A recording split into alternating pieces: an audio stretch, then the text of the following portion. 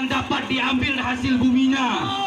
Mereka tidak peduli apa yang terjadi di Aceh. Yang terpenting batu bara bisa mereka ambil, sawit bisa mereka tanam, emas bisa mereka ambil. Tapi ketika kita terkena bencana, mereka tidak peduli apa-apa.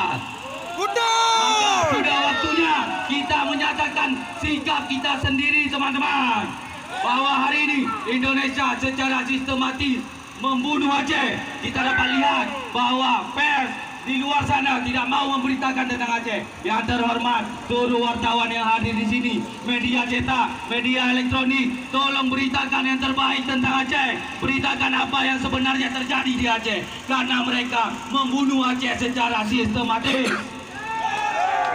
Kemudian kita dapat lihat bahwa Indonesia tidak mau menetapkan status bencana nasional. Jika mereka tidak menetapkan status bencana nasional kepada Aceh, maka kita tetapkan Indonesia sebagai bencana nasional untuk Aceh.